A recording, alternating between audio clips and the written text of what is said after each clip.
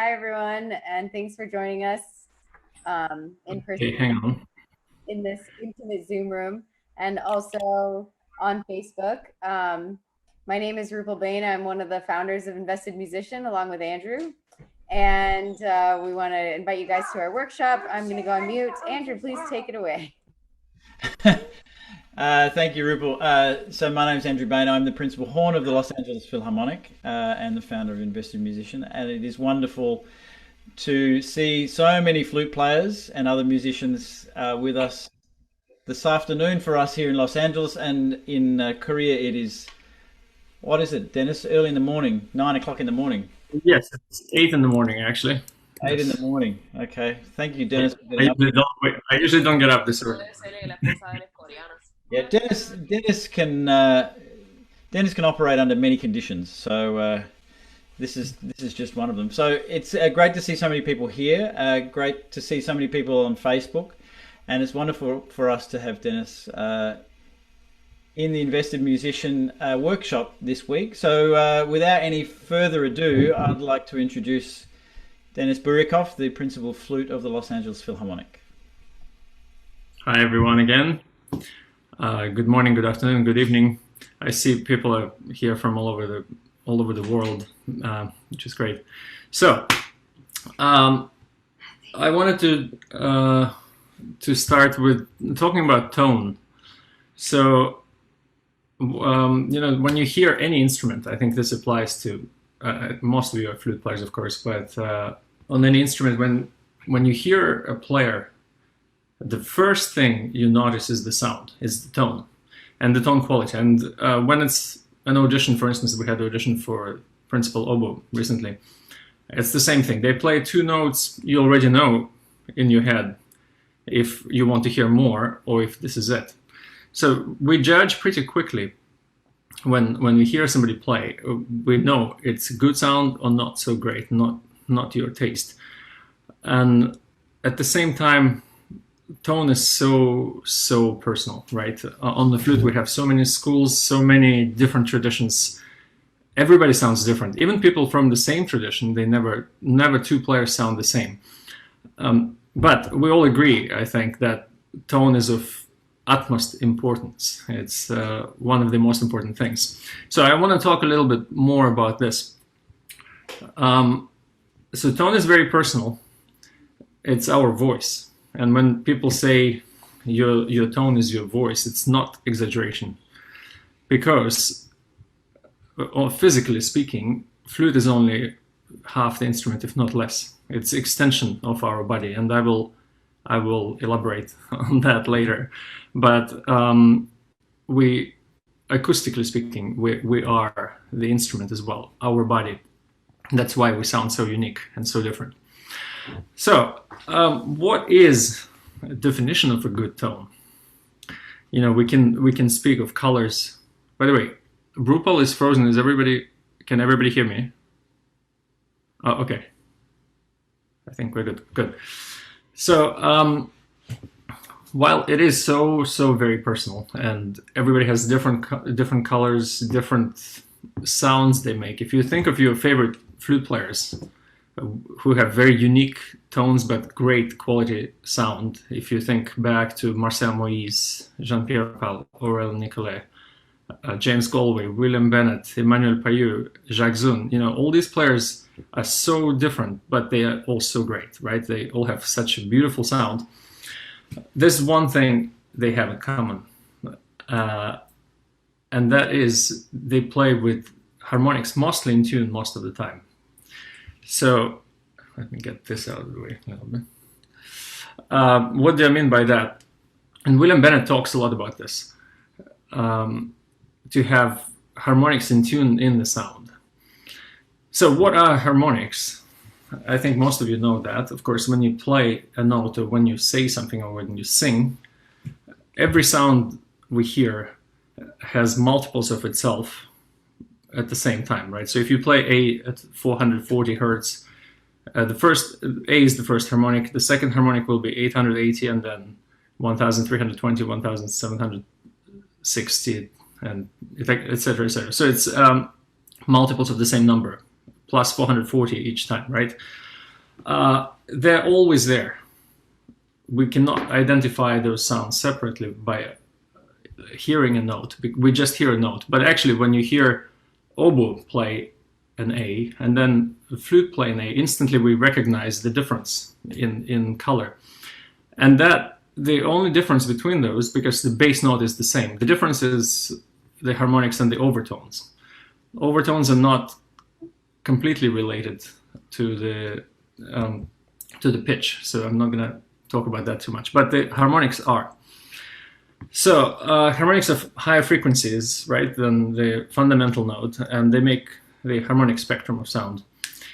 They can be, I'm just reading the definition, harmonics can be difficult to perceive distinctly as single components for our ears, nevertheless they're there. So how do we use that to our advantage or disadvantage? Let's see. We cannot always control the amount of harmonics because since we don't hear them separately, right? But the interesting thing about the flute, somebody did the spectrum analysis of different instruments. I was reading about it the other day, and they said flute is unusual in that way that when we play softly and loudly, the bass, the fundamental harmonic, stays almost the same volume. So the crescendo happens by adding more harmonics on the top. That's why you hear some players sound quite good on piano, and then once they start playing loudly, you go, oh, it's this painful flute sound. I'm sure you all know exactly what I'm talking about. You know, this sharp flute sound. And I remember in my lessons with Wim, he would sometimes say, oh my God, stop sounding like a bloody flute recital. And he meant exactly that, you know, when you have this sharp tone. So, yeah, one more thing to mention. The second harmonic, the octave, is the most distinct one. We hear sometimes if you play with the darkest sound, let me try something like this. And,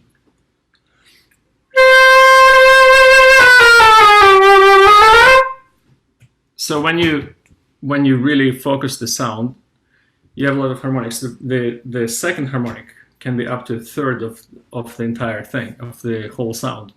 So it's extremely important. We actually can hear it. If you listen very hard, you can sort of hear the octave. Oh my God, I see funny comments going on. So the interesting thing is that when you tune the octave, the other harmonics also tune together. So when you start bending the note up and down, the harmonics all move slightly differently because it's different percentage for them of where they are of your movement. But when you find the position when they're in tune, you hear this sort of buzz, and I'm sure most of you know what I'm talking about. So when you hear this buzzy sound, the focus, the center of the tone, when it's fully focused, when you play with the darkest possible sound, it has this buzz going on. And when I was a kid, my teacher in Russia would always say, look for the buzzy sound. And he also talked about harmonics. So this is the first fundamental thing for the tone, is to find the focus.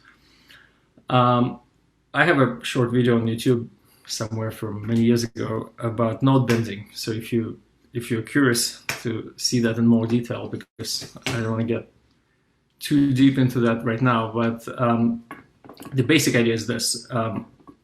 We need to find the right direction, the right speed, and the right shape or the width of the airstream. Those are the main variables. I mean, there are some others, but these are the main ones. Sorry, the mic keeps going down on me. So, Jesus. This is getting a little out of control. Sorry, hang on.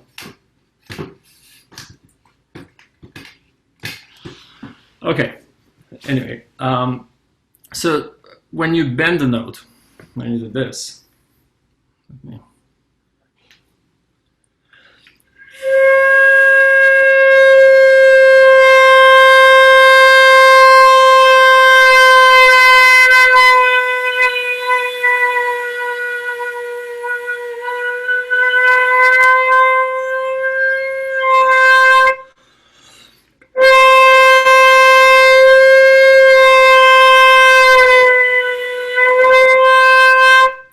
See, I don't know how much you can hear, on Zoom.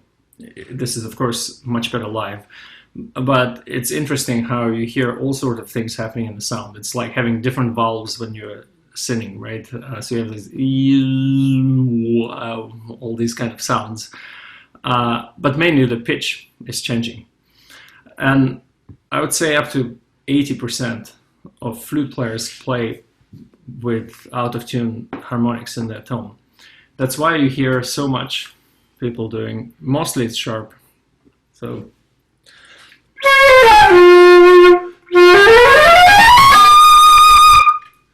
this is a very sharp demonstration. You know, when the main tone is too sharp, makes the harmonics flat in comparison. So it makes you sound very high. If you do the opposite, let me.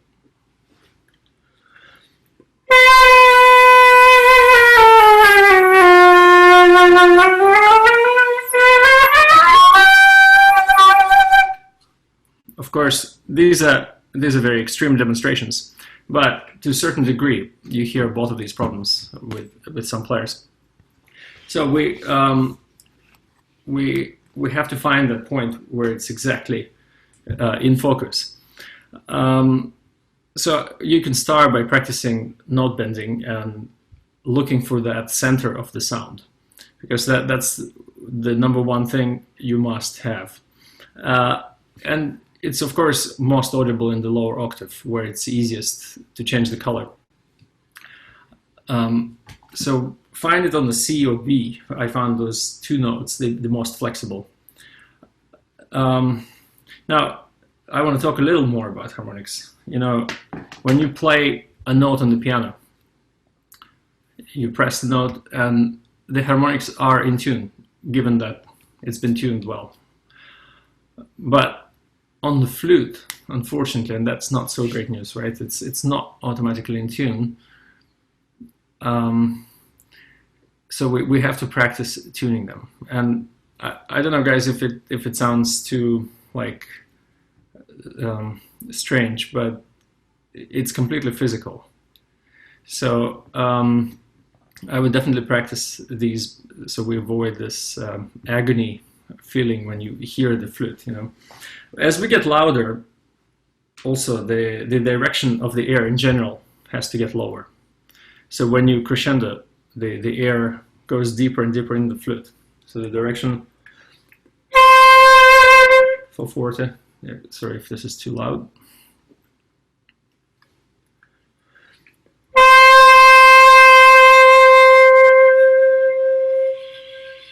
And then it goes higher for piano. So this is touching a little bit on the intonation as well, because of course it's all very related.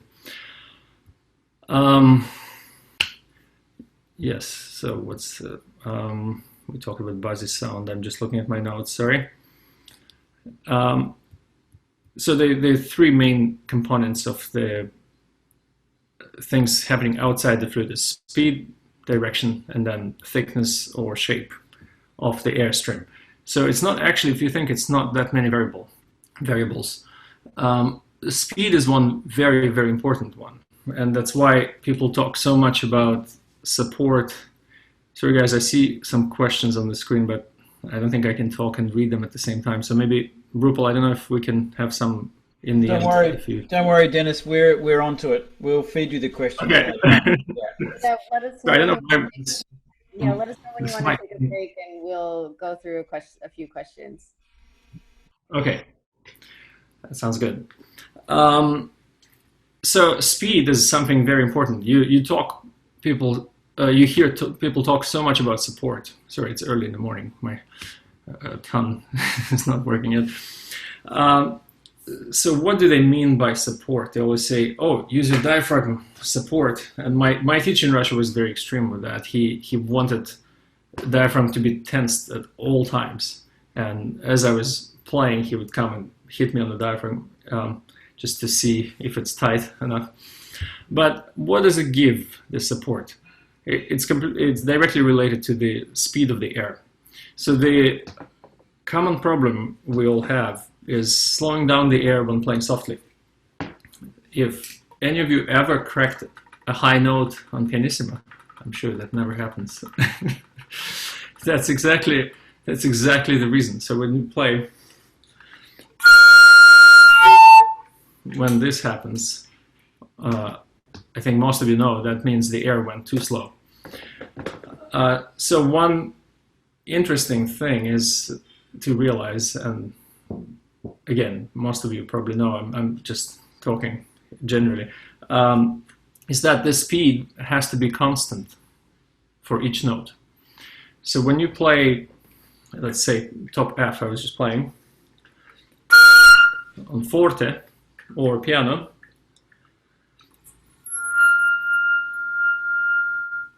the air speed itself has to be the same speed, because that's what makes it that pitch. Of course, we have keys which change the length of the tube and it changes the pitch, but also it's the speed of the air. So when you blow faster, even without changing direction, or slower, it changes the pitch. That's why when you hear the recorder play, on recorder the embouchure is covered, so lifting the air is not an option. The only way you can do it is by slowing down or accelerating the air. That's why it mostly, when regular players play, sounds very out of tune, because you diminish by slowing down the air, which is also one of the ways we can do it on the flute. But luckily, flute is a much better instrument than recorder, and I hope there are no Baroque players there, nobody getting offended when I say this. No, I love recorder when it's played well, but it's hard that way. Anyway, so on the flute, luckily, we can maintain the same speed of the air and get softer. So how do we do that? How can we do, not overblow, but go... See, we can get higher octave, softer than the lower. So what happens? The air goes faster, but we need to get softer. So we have to waste more air, so the air has to go higher. So we lift the air and we waste more percentage of the air, and less of it goes into the flute, which gives us softer dynamic because it's less air. Also, there are less harmonics because of the direction.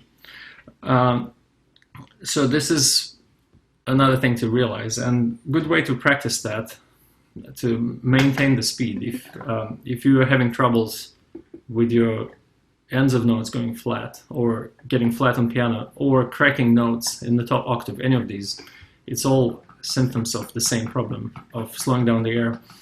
So one of the ways to practice that is with harmonics. I'm sure some of you practice this like this. I'll turn the volume down. So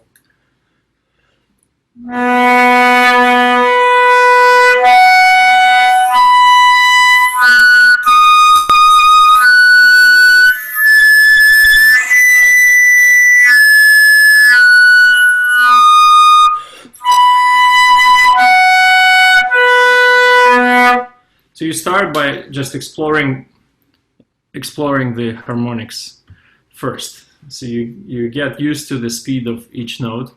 I think it's a great warm-up. I do that almost every day.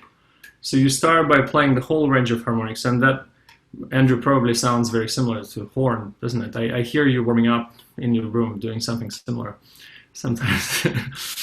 Oh, sorry about that.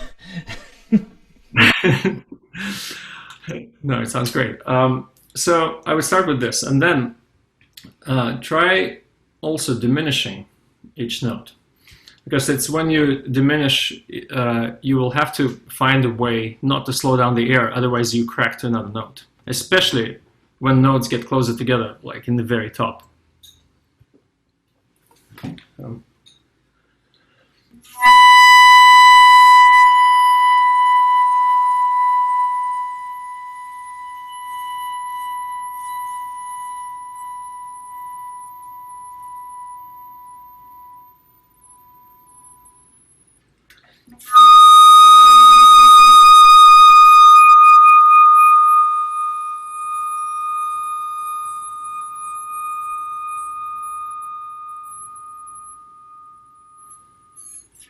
So I would practice them like this also almost daily. The harmonics diminishing to nothing. It's easy to diminish and then cut it off in the middle like this. But I like to focus on that very fine ending of the note. So you find really, and sometimes you hear the note underneath coming in.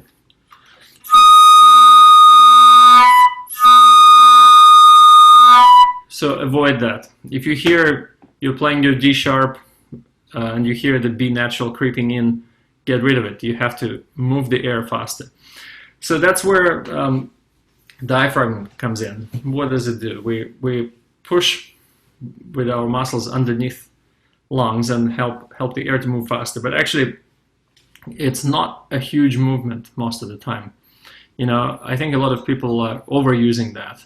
You do need big movements of the diaphragm only when you have huge accents or something like that. But most of the time, it's a little bit of pressure from underneath there just to get the air flowing. But it is important it comes from the diaphragm because it involves your entire body this way. Andrew is gone. We're having internet issues, sorry. Oh yeah, it's okay.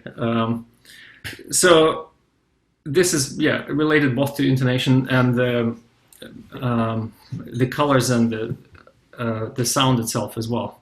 It's funny how it's so connected together on the flute.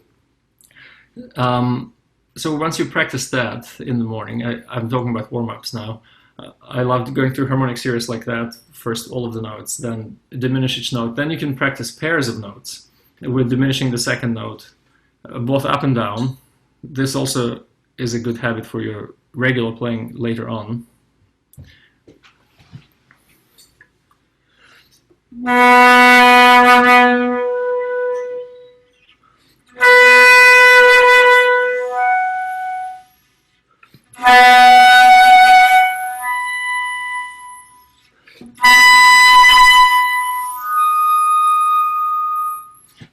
And when you do this, the important thing is to start accelerating the air before you reach the next note.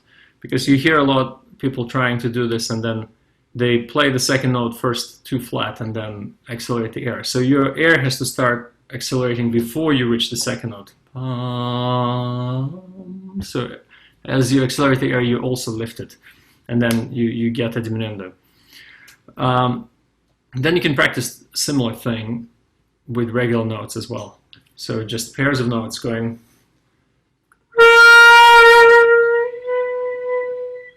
Semitones, whole tones, minor thirds, major thirds. So that's another warm-up for intonation.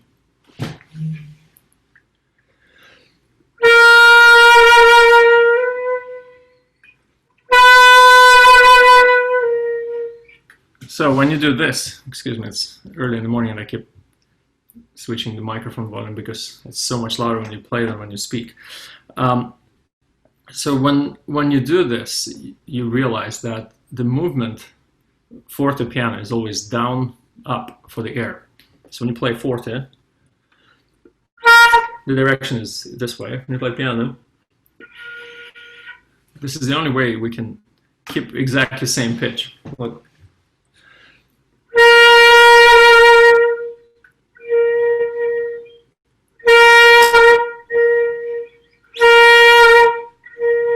So you could practice it that way too, going forte piano and hear if it's exactly the same note, because often on piano, of course, it will go flat. And speaking of that, when you play a note piano, for instance, in the low register, and sometimes you feel like, oh my God, I'm lifting so much and it's still flat. I'm sure that's a very familiar feeling for many of us. You know, when you play End of Griffith's poem or something like that, low C sharp. I see Andrew nodding. I'm glad it's the same problems you guys are facing. So when you have this,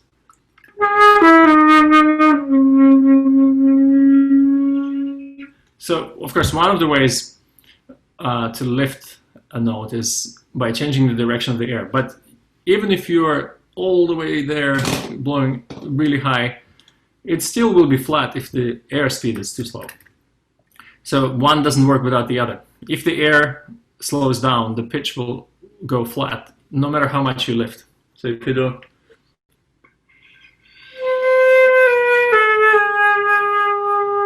See, I'm lifting like crazy, as much as I can, but it's flat because the air is too slow.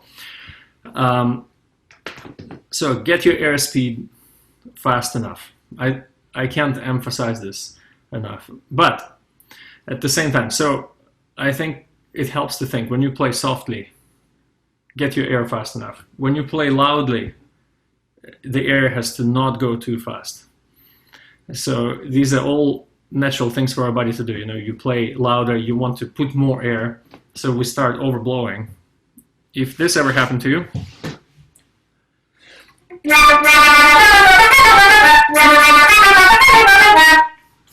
you know, that means you're forcing. So when you hear a lot of harmonics, when they start to be audible, and when the sound starts to break down, that means the air is going too fast, and flute cannot take it. That's why harmonics break into separate notes. So when you play loud, and this is the question I get asked a lot, how do you play loudly in the low register? You know, somehow, especially male players love this question. The actually answer is simple. You have to blow down, make the air stream very wide, and keep the air slow. So it's opposite of what our body wants to do. We want to go like this, but in fact what you have to do is this. So it's not a lot of effort actually to play loudly in the low register. So if you do this,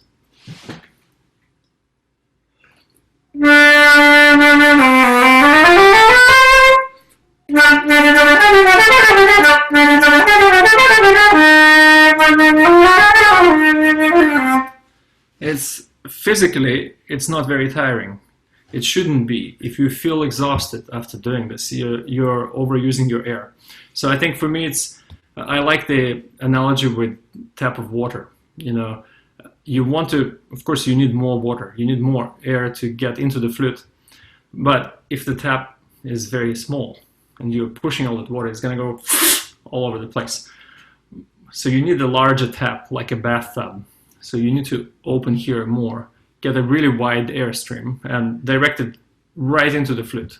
In this way, it will be much bigger.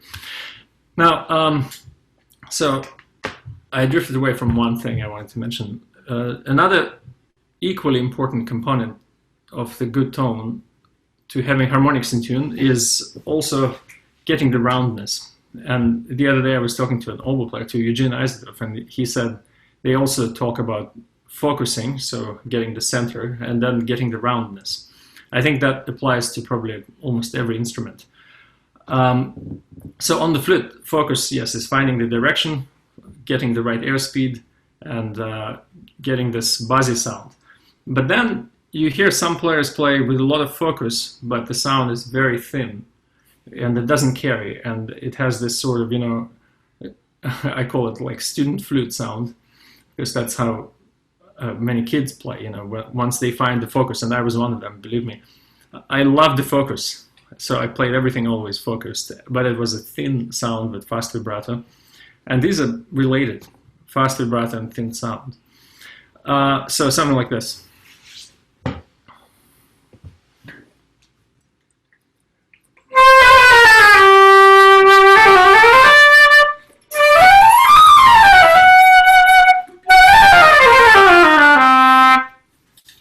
I don't know if you can tell on Zoom, but it's a very thin and squeezed sound.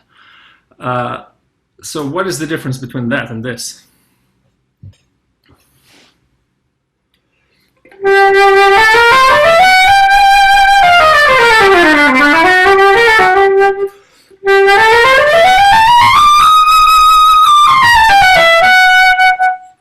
What am I doing differently? The difference is in the throat. So the thing I was saying earlier about flute being the extension of our body, if you think of violin or grand piano especially, what do we see? We see a big wooden box with the strings inside. Do you know how it sounds like when you take it out of the box? If you have the entire piano with the hammers and everything standing in the room with no box around it, it will be very quiet. It will be very soft. It will be similar sound, right? It's hitting the strings. The strings are vibrating. But it needs that box to resonate. With the violin, same thing. Can you imagine if you don't have the box, just the strings, and you play on that, it's not going to make much sound. That's why electric violin doesn't really have a lot of sound unless it's connected, it's plugged in. So it's creating the artificial box. So where's the box on the flute?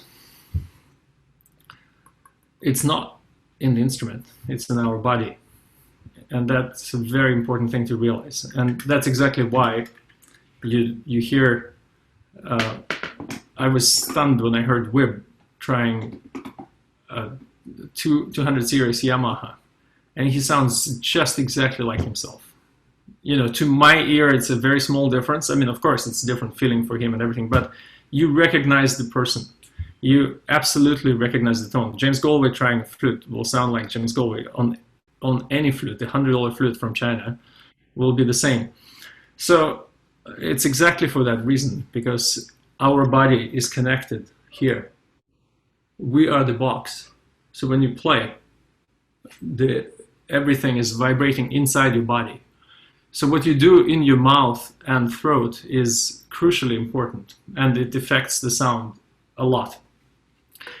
So when your throat is not open, when it's up here, and you know, I don't like the word relaxed throat, because when you're doing nothing, just sitting down and not talking, it's up here.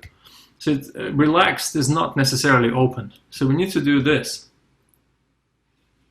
You see the movement here? So when I play, it's always that. Here. Or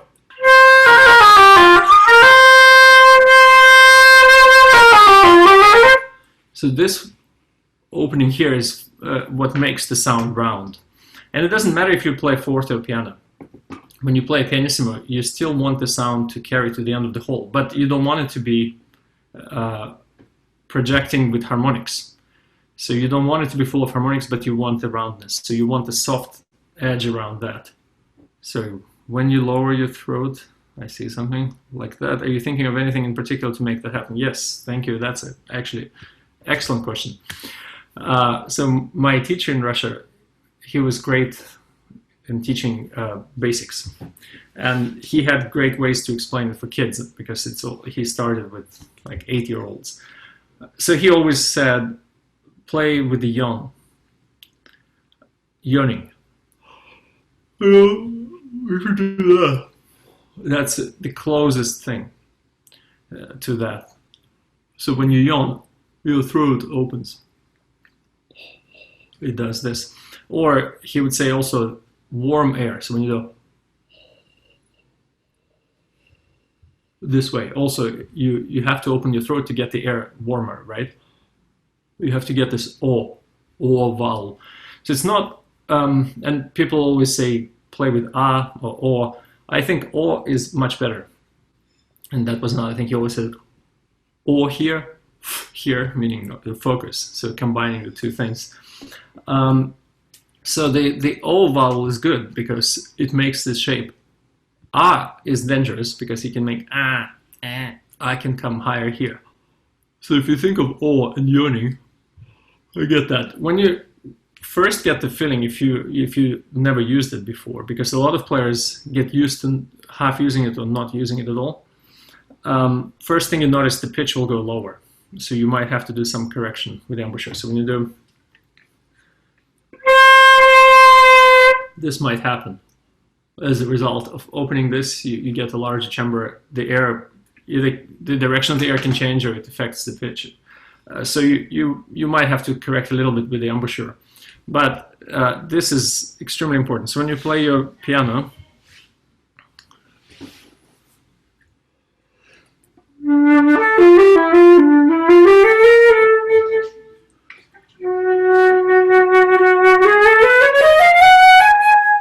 you see, you can get this soft edge, but at the same time, this kind of sound. Again, I don't know how much it's possible to hear on Zoom. That's why I put these mics. I'm hoping more.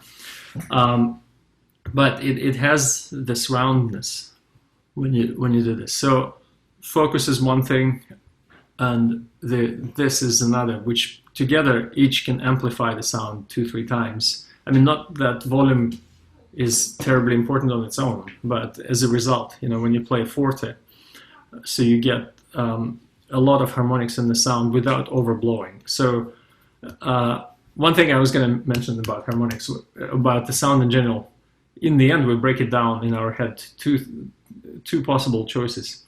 One is it's pleasant, or two, it's unpleasant. And we don't want to have the second one. So to have it pleasant, the harmonics have to be in tune. That's what our ear identifies. And I demonstrate this live when I talk about bending. If I play really down with harmonics severely out of tune, like this, like I was showing earlier,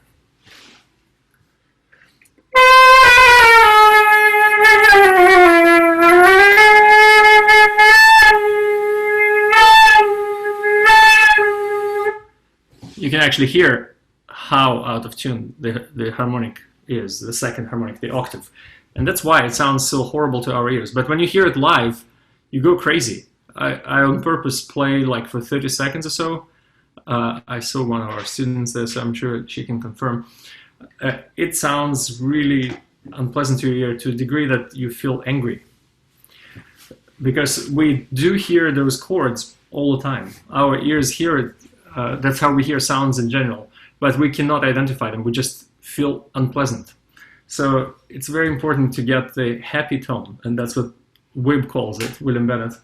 He always said in his summer school, I remember when I came, he said, happy tone, play with happy tone, and meaning harmonics being in tune. It's not necessarily happy in character. If you're playing a sad tune, you still need a happy tone. How are we doing with time? Let me see, 8:40, okay. So we have a few minutes, right, Andrew? You said we can go a little bit longer. These are the basic things I wanted to cover about the tone itself and pitch. Now, I don't know if we have time to go into, do you prefer to talk about vibrato or articulation? I think we could do the one or the other. Andrew, what do you think? Oh, Andrew, you're muted. Lots for articulation in the chat. Okay. Well, for both, but yes. Okay. Okay. Articulation is a longer subject, actually, but okay, let's do articulation. I mean, one thing I want to mention before we move about vibrato is there's always argument, is vibrato from the diaphragm or from the throat? And I think the answer is both. Well, physically, somebody said that it's mostly happening in the throat, but the throat is still a passing point for me. It should be always going from the diaphragm. This way, it has a different feeling. Like you watch singers, they vibrate all over their body. Anyway, next time we cover that. So articulation, when you play, I want to mention the most important articulation for slow tunes. It's no tongue. Because so many teachers teach little kids, which is good for when they're very little, to articulate every note. So you begin every note with tongue. But when you get more advanced, and I think 99% of you are here, of course, and I'm sure probably over 90% of you do use no tongue articulation, but I cannot stress enough how important it is. So when you play any slow tune, first note, it's very rare that you need to tone it, for me, in general. So when you start, think of Carmen solo. You want that beginning, you don't want ta da da da So I think this is, if you haven't practiced your soft attacks, I would start by doing that. You know, beginning a note with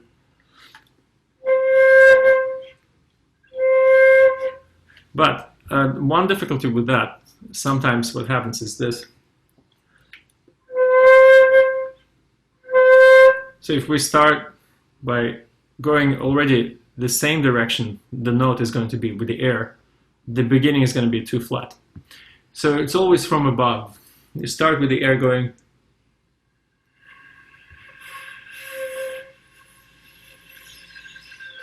Oh, didn't find the right place, sorry.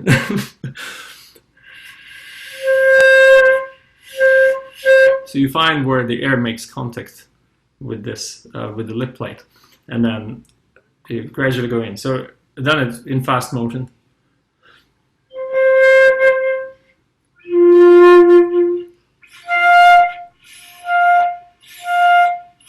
But it is always that movement. It's just very fast. So when you play a note with soft attack, it should always go from above. This way, it will never begin flat and climb up to the right pitch later.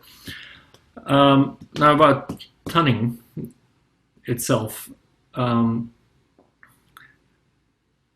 we don't have a lot of time, so I'm sure you want to talk about double tuning. The secret with double tuning is that it has to be longer. The notes have to be longer, and again, it's no secret because many people talk about it, of course. But speaking of, for instance, Voliere, which was on this video, if you play it very short, it doesn't sound good on the flute. So if you do this,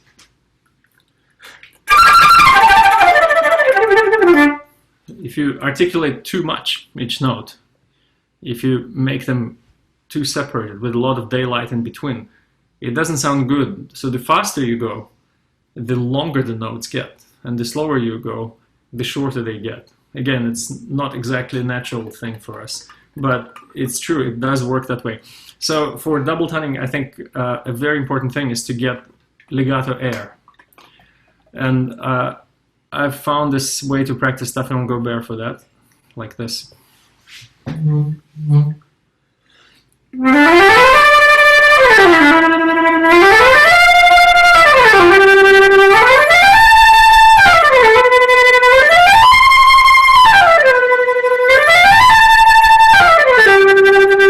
Etc. So the idea is that your air is continuous when you play double toned. So there's almost no daylight between the notes. They're very long and connected. And this way, when you play it, we'll practice EJ4, Teflon Gobert, and this feeling of going to the top and then supporting that note, it stays exactly the same. When you do, going to the top of the phrase. So it stays the same with staccato, and then you maintain that with blowing legato. So the feeling you just play that legato phrase, the way you blow should not change. It should stay, and only the tongue is moving. So when you start practicing that, you quickly can find it. So I think this is a good exercise for that. Also, you can practice your drunk tonguing, doing.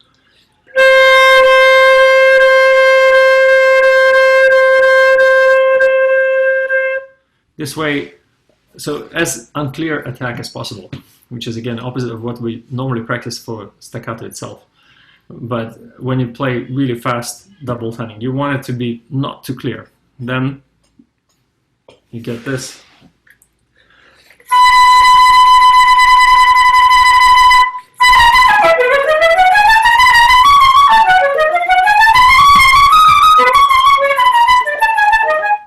And I love this Anderson etude for practicing staccato in general.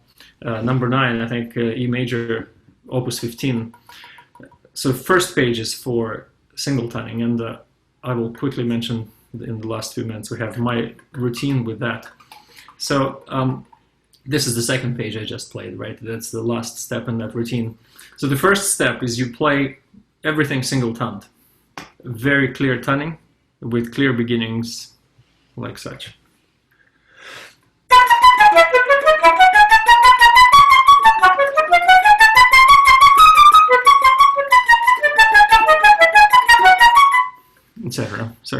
carefully without cracking notes as much as I did this time. So you play the whole page like that, practice your intervals and everything. It's a great etude because it covers low notes and high notes and big jumps. Then you play the entire page on Ka, and that's a very, very painful thing to do. So you play everything on Ka, but amazingly you find a way to get better.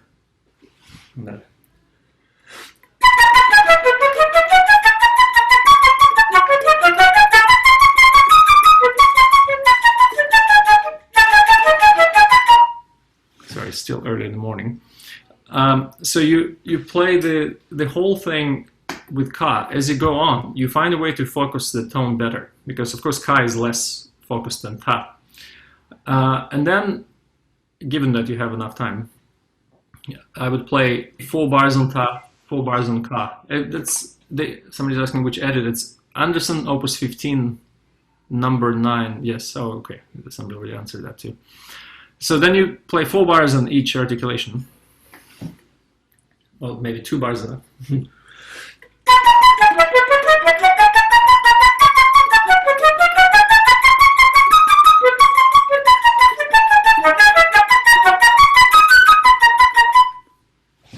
Okay, it still sounds different, Ta and Ka, and probably will never sound the same. On my best day, it would be a little bit less difference. And if you play just the entire page like this, you will find also you will improve in a few minutes, because we rarely, let's face it, we rarely practice Ka on its own.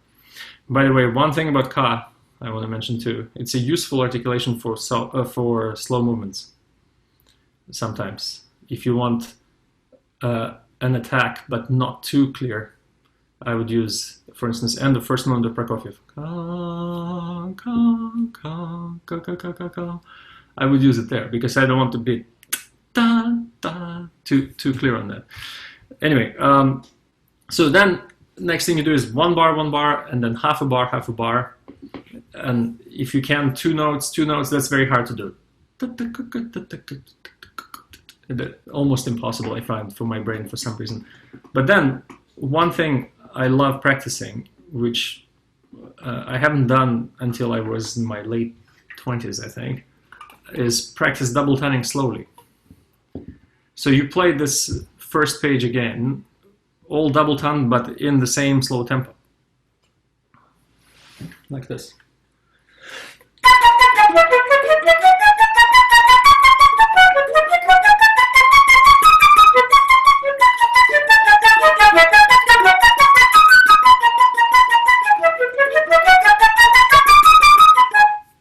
So you practice 2 things here mostly. One is the timing, because Ka is often slightly out of time. It's a little bit too late for most people. And another thing is focusing Ka, because Ka is always slightly less focused. So in the end, it doesn't sound that different. So it still sounds like a continuous tune. So after you've practiced this way, then you're ready for the second page,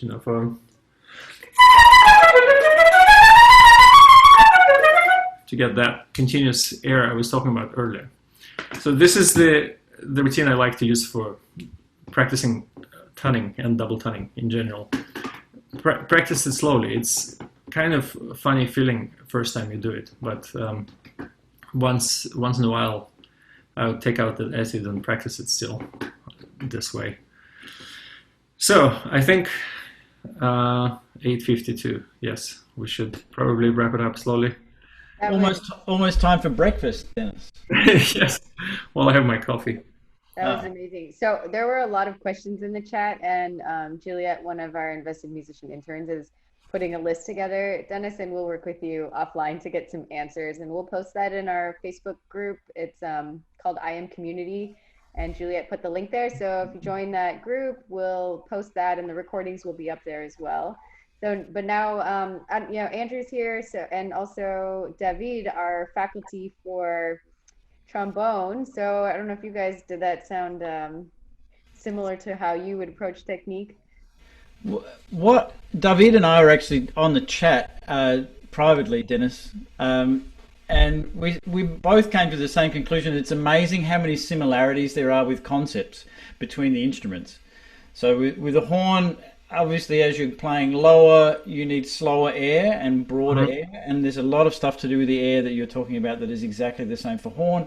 And I'm sure David will weigh in and agree that for trombone is the same sort of thing. Yeah, yes, I do. Hello, everybody. Believe it or not, this is my first ever flute masterclass. I said, Hey, David, your sound is a little bit low. I don't know if that's just me, what but about now? Is it better now? yes, thank you. Yes. Yeah, no, I was just saying that, believe it or not, this is my first ever flute masterclass. So I am truly surprised about how many things you've been talking about are exactly the same I would do with my trombone, with my students. When you're talking about continuous air, when you're talking about all pronunciation, when you're talking about this roundness here, where the sound is actually produced, when you're talking about double tonguing, that like having to be slightly longer. I mean, I'm amazed about all this.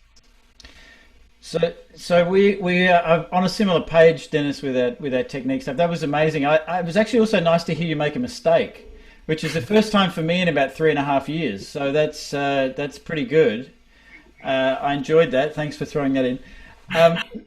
My topic this afternoon. So please don't leave, everyone, because Denis is still here and he's going to talk to us about practice, because my topic is practice, and I'm just going to touch on a few concepts and ideas about practice. And I'm sure that Denis and David have some really amazing ideas about how we can best utilize our practice and how to get around things. And I'm sure there are more similarities than just air that come to light from practice. Rupal has a couple of slides that I put together that she'll put up on the screen. So for me, organizing a practice routine, it's really important that we start from the point of what are our goals? Why are we practicing? What are we aiming for? So just a quick rundown of goal setting. So it's just a good idea pretty regularly to just check in and find out, okay, what is my dream scenario? Where do I want to be in my flute playing or trombone playing or horn playing career? And then gradually work back from that point to some short-term goals. Particularly now with COVID, it's difficult because it's difficult to perform. So we need to be sort of proactive about setting some short-term goals for us to practice towards. And then once we've set those goals, we can organize what the process goals are. So what skills do I need to do to play a recital in 6 weeks? What do I need to work on? In Denis's case, he obviously needs to work on his double tonguing. So he would be addressing that issue for him if he's going to play these etudes. And then that leads us to what our practice goals are. What do I need to practice to be able to get the skills to be able to perform a recital in 6 weeks? So that's a basic overview of like, how do we set up practice? How do we give ourselves motivation to be able to go into the practice room every day and produce our best result? So on the next slide, we'll see one of the other important things for us. Oh, actually, Denis, what would you say? What's your goal? What's your short-term goal? Well, you mean right now? In general. You're talking about during practicing? Just if you had to set a short-term goal for yourself to practice toward, what would you be practicing toward at the moment? Well, try to get back in shape. There you go. That's a pretty good goal. There were some questions about that in the chat as well. So yeah, I think we're all feeling that with the pandemic right now. Yeah. So I'm definitely in the same boat as Denis. I need to get back into shape and do a little bit more work. So on the next slide, we see it's important when we're practicing to set up our schedule that we prioritize our day. This is really simple things, but often we don't think about them, and often practice is sort of the last thing that we think about in terms of what we're going to plan. So just have a think about how you structure your schedule during the day, so that there are certain things that are going to be immovable. You got to go to work, you got appointments, doctor's appointments, you got to drop the kids at school, these sorts of things, and classes if you're in college. These things are not really flexible, and they need to be built into the schedule to begin with. The next thing after that I would schedule would be my practice time. So I'm organizing my practice. After I've got those immovable things in there, I'm organizing how much practice I'm doing. I normally do, if we're not playing concerts, I'm doing 3 hours a day, Dennis, how much practice do you do? Be honest. Well, 3 hours is very rare, I mean, these days, but I think it, I mean, when you're talking about practice, sorry to jump in on this, but I think the amount of practice, it depends on where you are in your playing, what place you're at. You know, when I was a student and building up my technique and everything, I would practice 4 or 5 hours a day. I mean, obviously, it reduces as you get older, depending on what you're preparing for. I mean, when I prepare for a full recital, I would still do 5 hours sometimes, but that's the number I prefer not to go to. In general, I don't like going over 4 hours, but to stay in shape, I would say 2 hours a day is good. You know, to stay in great shape and be able to play well in the orchestra and chamber music and solo. So for me nowadays, it's 1 hour is minimum, 2 hours is good. Kind of 3 hours is great. Sounds like a good plan. David, what about you?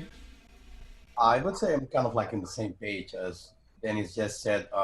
Like right now, in the point of my career where I'm at, especially when you have like concerts and rehearsals with the orchestra, you just need to be ready for doing your daily work at the orchestra. So I would say like around the hour and a half, 2 hours a day. That's something that sounds good to me. Yeah. But for most of us who are preparing for auditions, obviously, you know, we'll be doing more than that to be able to build up our facility to be able to do the best auditions possible. As both these guys said, it will vary depending on your situation. So the third part of organization of your daily life is going to be family, leisure time, entertainment, and exercise. That's stuff that we want to put on after we've organized our practice, particularly if we're preparing for auditions. It needs to be a really high priority. The other thing to think about is, when do you operate the best? So for me, I try to get my practice done early in the morning. That's when I'm the most alert, most awake, and I'm going to get the best bang for my buck in terms of my practice time. Some people practice extremely well at night. That's when I would practice. I would schedule when I operate the best, when I'm going to do the most difficult things. So the challenging stuff will be when I'm going to be focused, and that's when I would try and get the bulk of my practice done and plan it that way. Another thing to consider when you're organizing your practice is, you know, the scheduling of family members. If you, at this moment, it's tricky because you have family potentially living and working at home, or they'll be living at home, you'd hope so. But working at home, and there may be meetings going on in the house. We've got to consider that when you're scheduling your practice. But the important thing is, once you commit to your practice time, make sure you stick to the plan. Because it's so easy. I know for me, my thing is, I'll organize practice time and I'm like, oh yeah, I need more time to do something else. And I'll keep pushing my practice off, and I'll get to 10 o'clock at night and realize that I haven't done any practice for the day and get frustrated and not feel so good. So stick to your plan, get a good routine, and try and stick to that routine, and then you'll get good results from your practice. Rupal, next slide would be great. So as Denis talked about, obviously this class is a lot about fundamentals, and fundamentals is something that David talked about in his class the other day. And for me, it's really the foundation of everything. If we don't have a good set of fundamentals, you're not going to go anywhere. So it's important to make sure in your practice that you're planning these things, planning to establish your facility, establish these fundamentals, and then find ways through exercises and studies to expand them. Do you guys have any thoughts about that? David? As I was mentioned the other day, and you just said, without your fundamentals being very, very strong, you're not going anywhere. So once you start feeling comfortable with those fundamentals, you start thinking that you start feeling like you control the situation already. It's time for you to expand that and get out of the buffer zone and start doing things that you cannot do right now. I still do that nowadays. Like I try to invent or reinvent new exercises or exercises that are already controlled, do it faster, do it one octave higher or lower. Whatever, it's a challenge actually for you. So you get out of the. Yeah, great. Denis? Well, one thing actually David mentioned, and I mentioned in the chat in the previous session we had the Q&A, I think it's important to vary your routine, because many players, they like to do the same exercise every day, the same way. So you start with sonority, you do your right shirt, whatever you do, you know, I would not do exactly the same thing every day, because there will be not enough growth in that. You know, I'm sure many of you work out at the gym. Can you imagine if you're doing the same biceps curl every day? At some point you stop growing, right? So every gym trainer will tell you, you have to vary, you have to do different angle, whatever. It's exactly the same with your playing. So important thing is to not play the same thing every day. I think vary your routine, switch it around. You can have your favorite, I mean, I do have my favorite books, you know, my favorite etudes, favorite exercises, which I rotate, but I would not do exactly the same routine every day. Yeah. Great advice. Fantastic. And so from the routine sort of area where there's the studies, exercises, etudes, then we have to find ways to apply them and apply the facility to your pieces and excerpts, so that we continue to grow the facility, and then that adds to your musicality and makes your pieces and excerpts much easier. For me, I spend a lot of time doing fundamental stuff and expanding my fundamentals, and a lot of time listening and singing of excerpts and pieces, so that I've got a really clear musical picture, and then that goes with my technique, and I put those two together, and life is a lot easier. So I'm not trying to necessarily expand my technique and my musicality at the same time while I'm playing. Guys, any thoughts on that? Yes. Okay, go ahead, Denis. Sorry. Oh, well, I was going to say, because somebody also asked in the chat, any tips on rotating technical exercise and managing a great amount of repertoire? I wanted to mention that depending on your shape and what you're preparing for, the amount of practicing technique versus repertoire can be very different. For me, when at this point, like I'm now, not in my best shape, for instance, yesterday I practiced an hour and a half, and it was all exercises and melodies. So I didn't actually practice pieces. I would practice my melodic practice and technical practice, but because I want to get in a better shape, I spent 100% of my practice on that. You know, that was all the time I could make available yesterday. So I think it depends. If you're practicing for recital sometimes and you're in a great shape and you pick up your flute in the morning and it sounds amazing right away, I would almost skip the exercises, you know, or play just 5 minutes of warm-ups. But when you're not in great shape, you might spend an hour and a half and it's still not enough. So combining it really depends, the balance between the two on your shape and what you're practicing for. Yeah. David? Yeah, I just want to mention real quick that this point we're talking about right now, applying facility to pieces and extras, it is a two-way road. We were talking, I believe, yesterday when we were talking with Whitney about auditions, that whenever you find in, let's say, an excerpt, you are having some troubles with this specific passage, you analyze what the problem is and you go back to your routines and try to fix it. So it is like a two-way road. Like you work on your fundamentals to be ready to play this, but if you are still not ready to play a certain part, you see what is the problem and go back to your fundamentals and fix it, and then you'll be ready to do that later. That's actually a great advice, David, and I think you can make your own exercises for that. You know, if you find, for instance, when I played Rigoletto in the opera, I found I don't know if you guys know this passage, and do you want to play it for us, Denis? Hey, I'm afraid I might not be able to. We'd love it. This place, oh,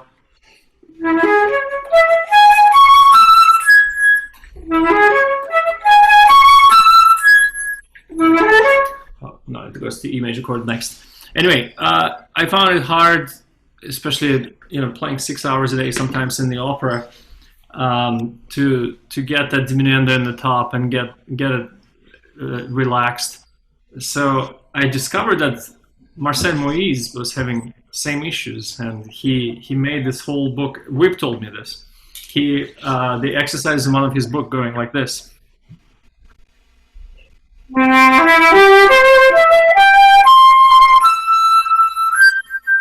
It's diminishing to nothing, going to the top. He was inspired by this Rigoletto passage, which I found very difficult too, and half of that book is on this. So when you find something like this, a problem, something you want to practice, make your own exercises. And Wib is so great at that. He would write them down. I remember some piece he was practicing. I came and I saw 2 pages of exercise. He would write the rhythms and everything, and he would practice it that way. I think it's very helpful to be analytical about it. And it's not, I mean, technique is everything, of course. We're not talking about fingers. That's only one small part of technique, right? The easiest one, I'd say. Yeah, that's terrific advice. And I think just this idea of being creative in how do we approach problems and being flexible with things is always part of our craft as musicians to try and find these solutions. So the final 2 things I wanted to just touch on really quickly is just that as part of your practice, particularly as you get closer to the time when you're going to do a recital or audition or performance, is actually practicing performing. We spend a lot of time in the practice room practicing, but it's actually important to practice performing. So recording ourselves, playing for other people, playing for YouTube Live if you really were so inclined, but actually just getting into that performance mode so that you're getting used to putting what you've worked on and letting it go, and trusting that the work that you've done is good enough and seeing what happens with that. It's a really important element of practice that a lot of people often forget to do. They sort of take it directly from the practice room straight into the stress of the performance without actually sort of making a connection to that. You guys agree or not? Yeah, completely. I mean, I'm going to say something that I always say to my students. Once I say it, please erase it from your mind because it can be dangerous. I always say to all my students, at some point you have to stop practicing. I don't want you to practice anymore. I just want you to start performing. Different thing. But once you have practiced things, you need to start performing before you get to the actual performance, because otherwise you get on a stage and suddenly everything becomes so new for you because you are used to practice. You are not used to perform for people. So stop practicing, start performing. Yeah. Well, it may add to that also. One advice Wib gave me before, I was talking to him about competitions and you get nervous and all these things. And he said, so you practice, you prepare, we do this routine for a few months. But he said, when you come on stage, all you have to think about is making music. Don't think about technical parts of it. Because you cannot change it at that point anymore. You have to do your best you can on the day. But if you start thinking about technical difficulties while you're performing, your musical part of it, the artistic part of playing will definitely suffer. So once you're on stage, and I think it's similar to what David was saying, stop practicing especially when you're performing. You have to just only think about the image, what you want to say. So you have to say it, don't think about the words. Yeah, and this sort of touches on the last point that I wanted to briefly mention was the mental preparation. So understanding, that most of our practice is done with our left brain, and our performing we want to be in our right brain, and we want to be able to let go and trust our right brain, trust the work that we've done. So doing a little bit of research about mental preparation, I have a mental routine when I play in the orchestra. I have a centering routine, a visualization, and I do a lot of mental rehearsal, and it's something that's important as part of my practice. So I find for me that gives me confidence when I'm performing, that I know that I'm prepared and I know how to release and trust the work that I've done in the practice room. So just something for you guys to explore and have a think about. And it's something that we've been covering a lot over the 8 weeks that we've had the summer course here at Invested Musician. We've been having a lot of fun with 30 people, and now we are very, very honoured and excited to have Denis as part of the team, heading the flute department. Denis, you're a superstar.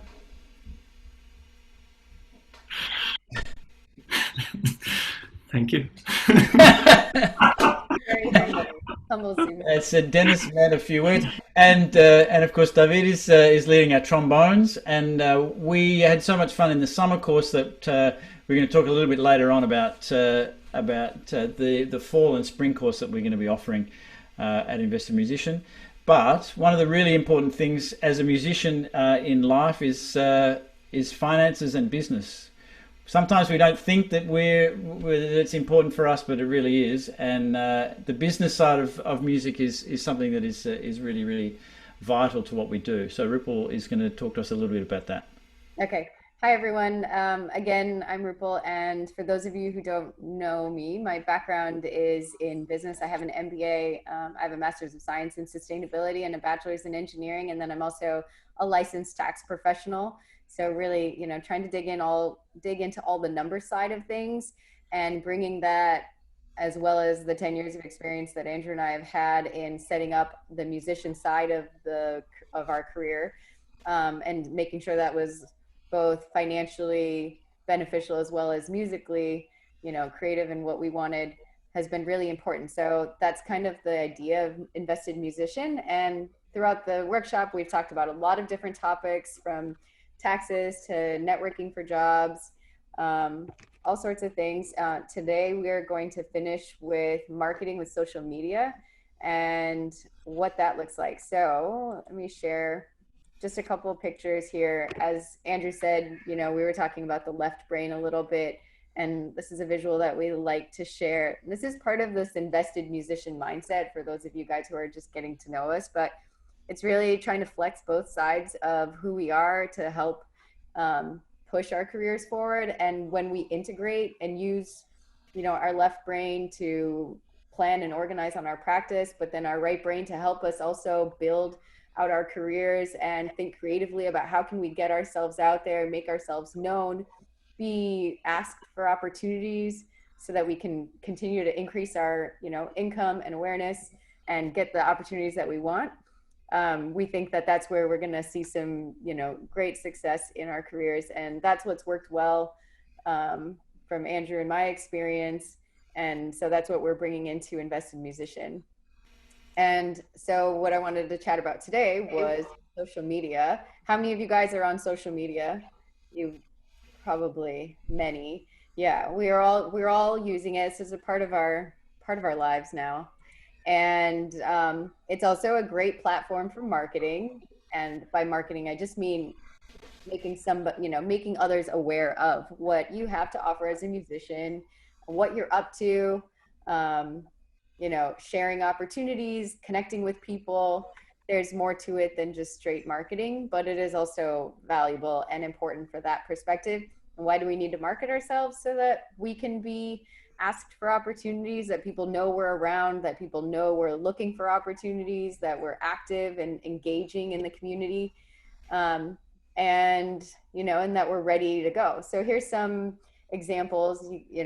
Facebook, I just wanted to point this out. This is kind of it's a diagram that's helping you choose which platform to use. And sometimes it can be overwhelming because there's so many platforms out there, and, everybody's on, many different ones, and which ones do we choose and how do we do that effectively?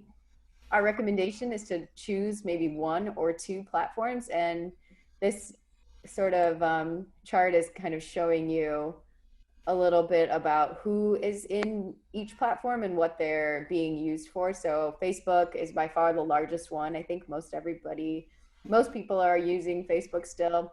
And but you can see some of the demographics there, that it's really about building relationships and connections.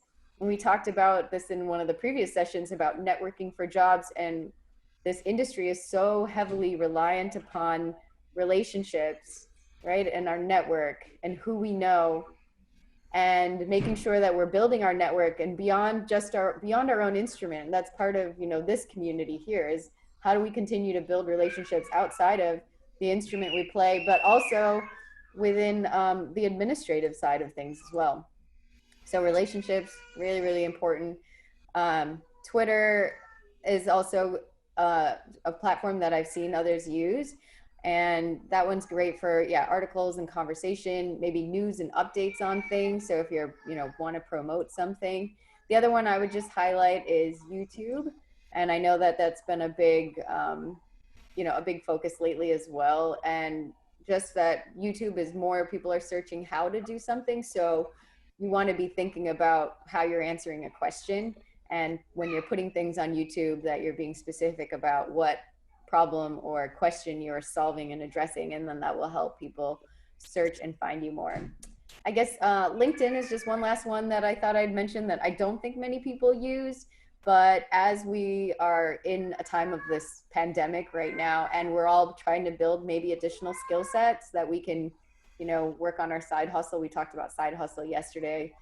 Working out our side hustle, making sure we have multiple streams of income and we're diversifying what those are so that we're, you know, balanced as well. LinkedIn is a place that it's completely free.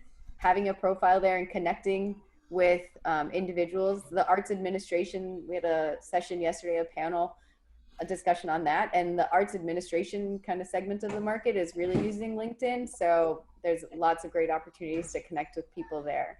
So I just want that, you know, I'm not going to go into too much more detail, but I just wanted to share with you kind of why social media is important. It helps us get our brand out there, our offering out there, that we're ready to go, that we want to be part of opportunities and projects and start playing, doing new things. And, you know, and then these are the different options we have for putting ourselves out there. I don't know, Dennis, I know, you know, you're quite active in social media, and if you have any comments, or Andrew or David, I'd love to hear, you know, how has social media helped expand, you know, the projects you've been working on or been useful for you? Well, it's the easiest way to get the word out, and the quickest too. You know, you can say tomorrow I'm doing this and this, and it's the fastest way to reach a large audience. You know, before you would have mailing lists and all this, and then people would sort them and spam. Now if it's unwanted, it doesn't show on your feed. The algorithms are pretty good, so I think it's a very useful platform for musicians. I mean, all of these, especially Instagram and Facebook for me personally, because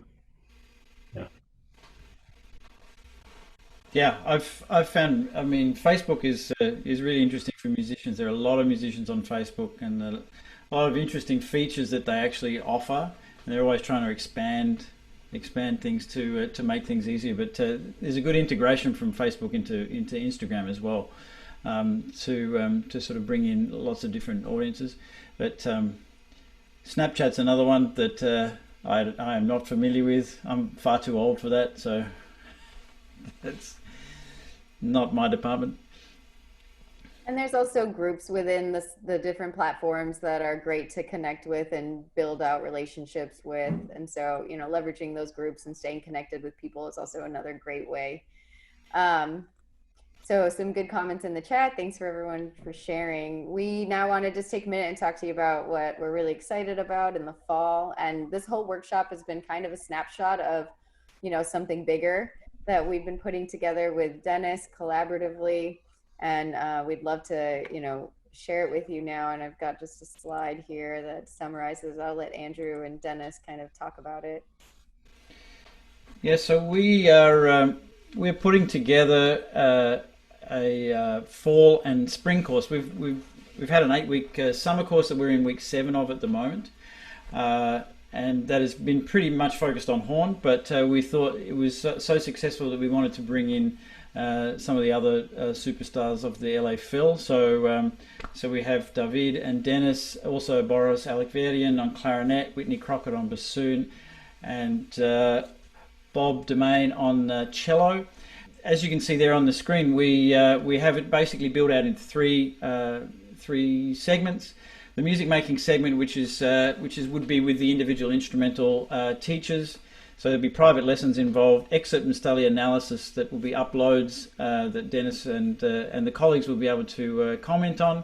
There'll be a weekly performance class and technique classes, and a huge resource library that we have for the exclusive use of the people involved in Invested Musician.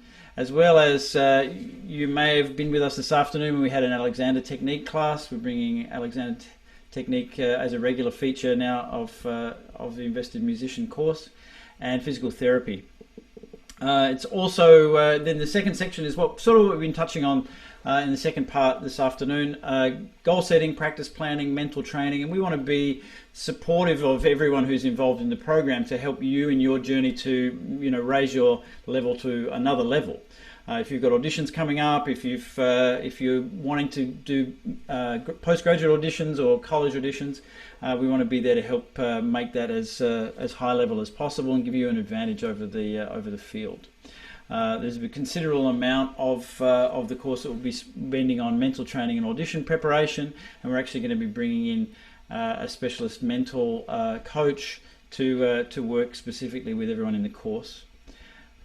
So we also want to make sure that we're connecting with you for where you want to go with your career, and provide the options to support that and the information to help you along your way. And then on the business side, Ripple and I and the team will be working with generating income, a lot of really interesting ideas about strategic tax planning that will save thousands of dollars for you actually. As musicians, we're very fortunate that we're business people, and the advantages of that on a tax side are really huge. Understanding marketing and networking and relationships. The importance of relationships, obviously, in our industry is paramount, and we spend a considerable amount of time working on that with you to make sure that you're building the relationships and the networks for you to be successful, not only financially but for your career. We're also going to be running a mini course in arts administration. We touched on that yesterday, and that is going to be a fantastic program, understanding artistic planning, understanding the orchestral management side of things, production, and all of the other areas, philanthropy, and these other really important things that actually happen in an industry. Potentially options for us employment-wise, but also just really handy for us to know if we're in an orchestra on a committee, how to make the negotiations that go on, and to deal with the arts administrative side of the business. And of course, finally, the importance of developing leadership skills is, as we know, is a really important thing.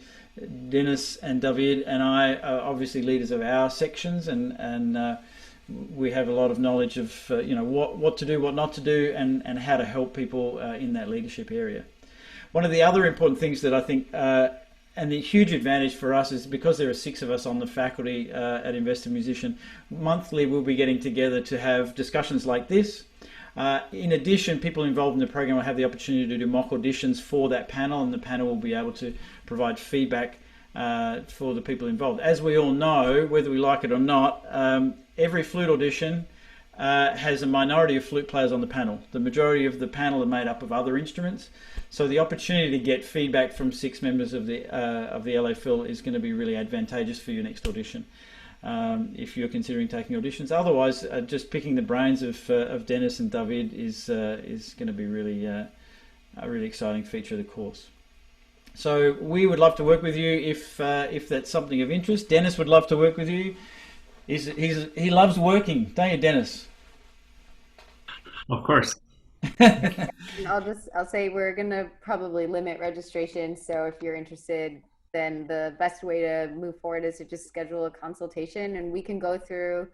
We're considering doing some different packages. It's not completely final and set yet. We want to hear a little bit from you guys, because we want to make sure it's tailored and customized to something that it's going to be exciting for you. So if you think that we're on the right track a little bit, then schedule some time with us and we can talk about it further and figure out how we might be able to make it work. As for schedule, that's something that once we have our registered people who are interested in registering, then we'll probably gather people's schedules and put together something. And Andrew, maybe you can talk a little bit about our approach and how we did that for the summer program. Yeah. We have 30 students right now from all over the world. Yeah, we have 30 people from as far as Australia and to Poland and everything in between. So one of the important things is that we feel as though we have a schedule that is flexible, so that people are able to be involved in absolutely everything. Everything in the course, from all of the instruments and all of the classes that go on, will be recorded and will be on a private server that you can access at any time. So if there were a session that you were to miss, it would be possible to catch that at a later date. And with the performance classes, there's no problem if there's a clash with your schedule and you can't happen to be at a certain performance class. You'll be able to record your performance, upload that, and then Denis or David or I will be able to see that performance and comment in real time in the actual class, and you'll be able to view the recording at a later time. But what we've done in the summer is actually run the course effectively twice. So we've taken care of the Western Hemisphere and the Eastern Hemisphere and all the hemispheres in between, and making sure that that everyone can come to everything. And we've found that with the 30 people that we have in the current program, they've been able to come to everything live, and of course view the other classes if they wanted to as replays. So we're committed to making sure that that we have flexibility, so that we understand people have full-time jobs, we understand people have part-time jobs and are studying. We want to make sure that we provide those options for you. Yeah. So great. Well, this whole workshop has been fantastic. Thanks everyone for joining us. And today and the last 2 days, we've covered a lot of different topics, and we're so grateful to all the speakers who volunteered and contributed their time for the community, especially right now when we're all facing big changes around us. So thank you to Denis and David and Andrew and everyone. Rachel, I think, is also here, who did our Alexander technique earlier, that session earlier today, and the other faculty that were also there. We're gonna have recordings up on the IM community group, so that's our Facebook group. So once you guys join that, you'll be able to see the recordings. We'll put them up soon, and any resources, information, so some of the answers to the questions that you guys asked that you didn't get yet, and references to some other resources or books or anything that Rachel talked about earlier. We'll be putting all of that in the IM community, and we hope you guys stay connected with us. And lots of free stuff that we do throughout the year on our website. We're going to be doing an all-female panel next month on career and different paths, and so stay connected with us, and we hope to see you guys at another event, and look forward to hearing from you as well if you're interested in working with us in a bigger way through the program. And thank you so much to Denis for a wonderful class. Amazing. Bravo. Thank you for having me. Nice to see you all, guys. Thank you. Fantastic. Well, have a great day, Denis, and have a great evening, everybody else. Yes. See you soon. Bye. Thanks everyone on Facebook as well, and yes, take care. Bye.